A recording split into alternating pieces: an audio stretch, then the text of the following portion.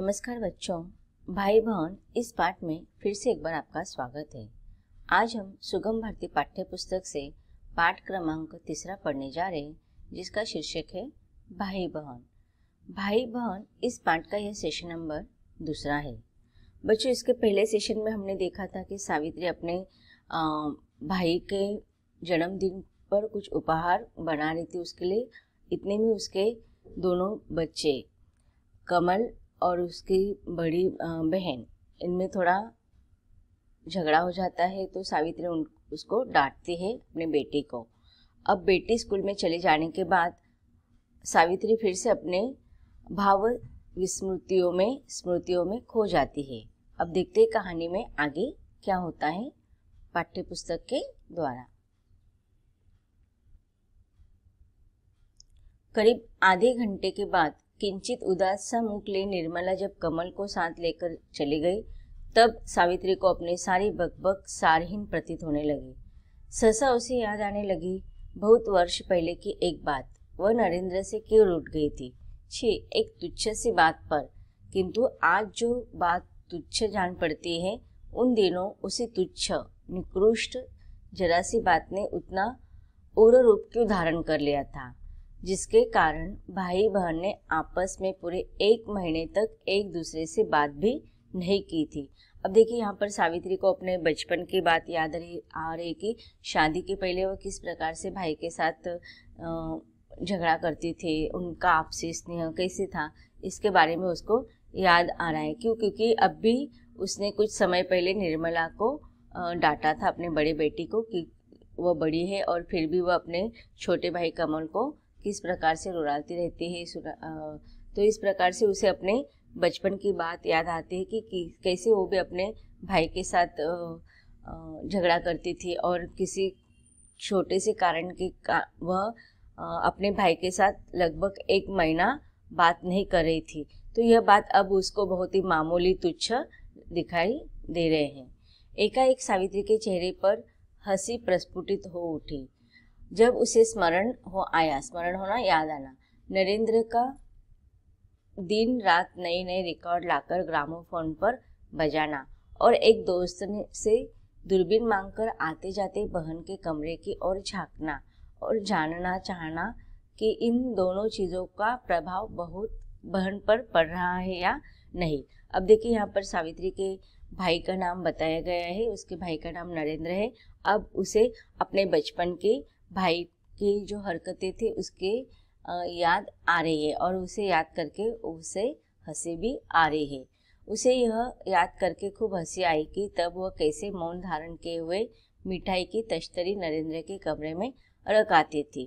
तो इस प्रकार अब उसे अपने भाई की याद आ रही है और उसकी स्मृतियों में वह खुश होकर हंस रही कि किस प्रकार से भाई बहनों की हरकतें बहुत ही मामूली होने के बावजूद भी उसे बहुत मायना दिया करते थे। रेशमी कपड़े को पुनः हाथ में लेकर काटते हुए सावित्री के मन ही मन प्रतिज्ञा की अब से वह बच्चों को बिल्कुल डांट फटकार नहीं लगाएगी। इधर 12 बजे की आधी छुट्टी में खाना खाते समय फिर कई आरोप कमल की ओर से मौजूद थे। निर्मला मुझे अपने साथ साथ नहीं चलने देती, पीछे छोड़ाती है। अब देखिए, जैसे कि आपके भी रिसेस होते हैं, वैसे ही रिसेस के समय जब खाने की छुट्टी होती थी तो फिर से दोनों भाई बहन घर पर आ जाते हैं और उस समय बच्चों के स्कूल जाने के बाद उसे अपने हरकत पर थोड़ा अफसोस होता है कि उसने बिना मतलब के छोटी छोटी बातों से वह अपने बड़ी बेटी को डांट देती है। तो इसकी वजह से वो सोचती कि अब हम किसी भी बात से बच्चों को नहीं डांटा करेंगे। लेकिन जैसे ही खाने की आधी छुट्टी में बच्चे घर आ जाते हैं तो फिर से कमल की अपने बड़ी बहन निर्मला के प्रति कुछ ना कुछ शिकायत हाजिर थी कि वो दोनों जब स्कूल से रिटर्न आ रहे थे तो दोनों निर्मला जो बड़ी थी वो तो जल्दी जल्दी चलती थी, तो भाई पीछे छूट जाता था। मामला कुछ गंभीर न था और दिन होता तो शायद निर्मला की इन शरारतों को सावित्री हंसी समझकर टाल देती, परंतु यह उदंड लड़की सवेरे से ही उसके प्रिय तथा आवश्यक कार्य में बार बार बाधा डाल रही है। अब देखिए, यहाँ पर सावित्री को थोड़ा गुस्सा भी आ रहा है क्योंकि वह अपने भाई को जो उपहार देने चाहती थी उसके लिए वो जो उपहार बना रही थी उसमें भी उसकी बड़ी बेटी बार बार परेशानियां ला रही थी, दिक्कत ला रही थी और बार बार कमल के द्वारा निर्मला की शिकायत सुनने पर उसे अभी गुस्सा आ गया है और वह क्या करती है, एक हल्की चपत निर्मला को लगाते हुए डांटकर माँ ने कहा, बस कल ही स्कूल से तेरा नाम कटवा दूंगी। यह सब तेरे साहबी स्कूल की शिक्षा का नतीजा है। जरा सी लड़की ने घर पर में आफत मचा रखी है। अभी से भाई बहनों की शक्ल सूरत नहीं भाती, बड़े होने पर जाने क्या क्या करेगी। अब देखिए यहाँ पर सावित्री ने निर्मला को थोड़ा गुस्सा करके क्रोध से उसे डांट दिया है। फिर थाली में पूरी तरकारी डालकर बच्चों के आगे रखते हुए जरा धीमे स्वर में कहा, देखो निर्मला, जब मैं तुम्हारे बराबर की थी तो अपने भाई बहनों को कभी तंग नहीं करती थी, कभी अपने माता पिता को दुख नहीं देती थी। किंतु यह बात कहते हुए भीतर ही भीतर सावित्री को कुछ झिझक से हो गई। अब वो अपनी बेटी को समझा रही है कि बचपन में मैं ऐसे अपने भाई के साथ झगड़ा नहीं किया करती थी, लेकिन उसे पता है कि वो भी निर्मला के जैसे ही व्यवहार बचपन में करती थी। हम दोनों सीता के घर से जुलूस देखेंगे माँ। अच्छा, कमल ने विनम्र स्वर में अनुमादित चाही। अब देखिए यहाँ पर दूसरा प्रसंग आ गया है। नहीं जी, क्या अपने घर से दिखाई नहीं पड़ता है? माँ ने देखा दरवाजे की ओट में निर्मला खड़ी थी। कैसी चालाक लड़की है, इस गरीब को आगे करती है जब खुद कुछ कहना होता है। जाओ, जाना हो तो, सावित्री ने झुंझलाकर कह दिया। अब देखिए मुहर्रम का जुलूस निकलने वाला था और उस समय कमल के द्वारा निर्मला वहाँ उस जुलूस देखने के लिए माँ से विनती करती है। अब माँ को पता है कि यह सारी बातें निर्मला को भी जाना है, लेकिन निर्मला को माँ ने अभी डांटा था, फटकारा था, थोड़ा एक चपत भी लगा दी थी माँ, तो इसके लिए उसे लगता है कि माँ उसे परमिशन नहीं देंगी, इसलिए वो अपने छोटे भाई को आगे करके माँ से परमिशन मांग लेती है। 5 बजे मुहर्रम का जुलूस निकलने वाला था। पल भर में चौराहे पर सैकड़ों मनुष्यों की भीड़ इकट्ठी हो गई। सावित्री का ध्यान कभी काले हरे रंग बिरंगे वस्त्र पहने जन समूह की ओर और कभी जुलूस के कारण रुकी हुई मोटर गाड़ियों में बैठे हुए व्यक्तियों की ओर अनायास ही खींच रहा था। अब देखिए जुलूस या मेला जब भी गांव में या शहरों में त्योहार होता है तो इस प्रकार के जुलूस और मेले लगाए जाते हैं, जिसमें बच्चों को भी खिलौने के साधन होते हैं। बहुत सारे ऐसे मनोरंजक बातें जुलूस में और मेले के समय होता है। अब देखिए वहाँ पर बहुत सारी भीड़ भाड़ थी, मोटर गाड़ियों भी आती जाती थी, लोगों का भी बहुत भीड़ रहती है वहाँ, तो वह चित्रण यहाँ पर किया है। इधर बालिका निर्मला के होश हवास एकाएक गुम से हो गए। जब जल्दी से वापस घर लौटकर आते ही उसे सारे घर में कमल की परछाई तक नजर नहीं आई। अब देखिए दोनों भी जुलूस देखने के लिए गए थे भाई बहन, लेकिन अचानक से निर्मला घबरा जाती है, उसके होश आवाज एकाएक गुम हो जाते। क्या ऐसा हुआ था? तो जब वो अपने भाई के साथ जुलूस देखने गई थी, लेकिन उसने उसका हाथ पकड़ कर रखा था, उसका वो ख्याल भी रख रही थी, लेकिन भीड़ भाड़ में पता नहीं कमल का हाथ उसे छूट गया था और अब वो उसे ढूंढ रही थी। घर आती है, देखती है तो उसे कमल दिखाई नहीं देता है।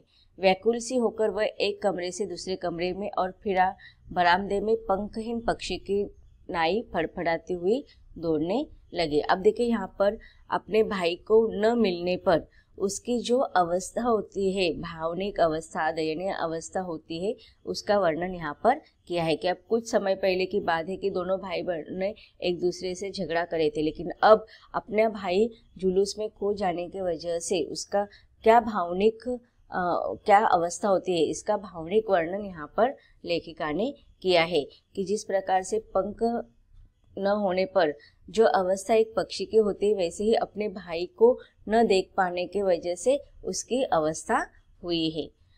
उसकी आंखों के आगे अंधेरा सा छा गया। उसे सब कुछ सुनसान सा प्रतीत होने लगा। वह माँ से कई बार छोटे बच्चों के भीड़ भाड़ में खो जाने की हाल सुन चुकी है। आह उसका भैया कमल वह क्या करे। अब देखिए उसे डर लगा है, उसका भाई उसको दिखाई नहीं दे रहा है और अचानक से भाई उसे मन में बहुत सारे ख्याल आने लगते हैं। अब देखिए ऐसी अवस्था हमारे साथ भी होती है कि जब हमारा कोई नज़दीकी रिश्तेदार, हमारा दोस्त, छोटा भाई बहन, बड़ा भाई बहन अचानक से हमारे सामने से नहीं दिखाई देता है तो मन में बहुत सारी शंकाएं आ जाती है कि उसके साथ क्या हुआ होगा। अब यहाँ पर निर्मला के द्वारा बताया जा रहा है, वर्णन किया गया है कि माँ ने हमेशा माँ जो होते हैं, घर के जो बड़े लोग होते हैं, बुजुर्ग लोग होते हैं, माँ पिताजी, अपने बच्चों को बाहर जाने पर किस प्रकार से हमें संभाल कर रहना चाहिए इसका वर्णन किया है कि वो देखो माँ पिताजी हमेशा बच्चों को बताते रहते हैं कि बाहर इस प्रकार के दुर्घटनाएं होती है, इस प्रकार के प्रसंग होते हैं कि भीड़ भाड़ में बच्चे गुम हो जाते हैं, इसलिए हमें बाहर अगर जाते हैं तो एक दूसरे का ख्याल रखना चाहिए, हाथ पकड़ कर रखना चाहिए।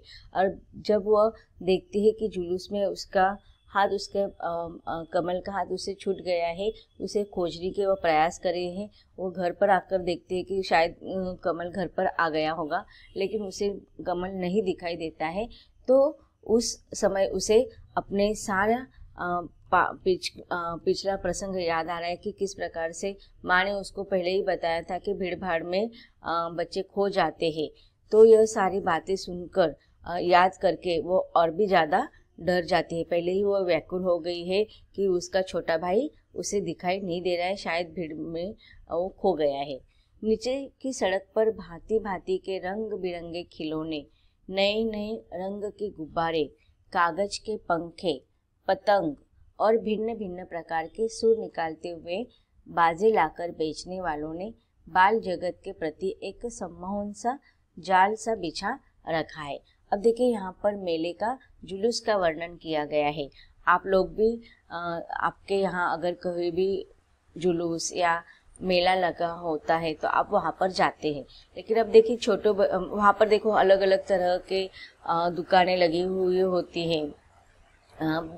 बड़े लोगों के भी आवश्यक वस्तुओं के दुकानें लगे रहते हैं, जैसे कि सब्जी मंडी होती है या फिर घर में आवश्यक जो साधन सामग्री होती है, कपड़े होते हैं या अन्य घर के साधन सामग्री की वस्तुओं की दुकानें वहाँ पर लगी होती है। वैसे ही छोटे बच्चों को आकर्षित करने वाले खिलौने के या उनके जो खाने के पदार्थ होते हैं उसकी दुकानें लगी होती है। तो यहाँ इस परिच्छेद में यही वर्णन किया है कि सड़क पर नीचे की सड़क पर, अब देखिए जब किसी भी प्रकार का उत्सव होता है, त्योहार होता है या फिर जुलूस या मेला होता है तो उसके पहले कुछ दिन पहले ही उसकी तैयारी की जाती है। जैसे कि अगर हम देखते हैं कि दिवाली का त्योहार जब होता है तो दिवाली आने से पहले ही दुकानों में फटाके की दुकानें शुरू हो जाती है, रंगोली की दुकानें शुरू हो जाती है। तो बहुत सारे ऐसे पहले से ही ये सारी चीज़ें उत्सव के पहले किए जाते हैं। तो यहाँ पर भी वर्णन किया गया है कि सड़क पर तरह तरह के खिलौने की दुकानें लगे गए थे, रंग बिरंगे गुब्बारे की दुकानें लगे गए थे, फिर कागज के पंखे, पतंग, भिन्न भिन्न तरह के सुर निकलने वाले जो बाजे होते हैं वो बाजे बेचने वाले भी वहाँ घूम रहे थे। अर्थात बच्चों को आकर्षित करने वाले, क्योंकि उनको पता है कि बच्चों को क्या पसंद होता है। ये जो दुकान वाले जो होते हैं, गुब्बारे वाले होते हैं या फिर तरह तरह के खिलौने जिससे आवाज़ निकाल जाते हैं, ऐसे बच्चों को आकर्षित करने वाले खिलौने होते हैं। और इस प्रकार के जो बेचने वाले लोग होते हैं उनको ये पता होता है कि छोटे बच्चों को बहुत अधिक आकर्षित करते हैं, इसीलिए इस प्रकार की दुकानें अधिकतर मेले में, जुलूस में लगाए जाते हैं। तो बच्चों, इस प्रकार हमने देखा कि इस परिच्छेद में जुलूस का वर्णन किया गया है तथा निर्मला का अपने छोटे भाई कमल का न मिलने पर भावनिक मनोदशा का वर्णन किया है।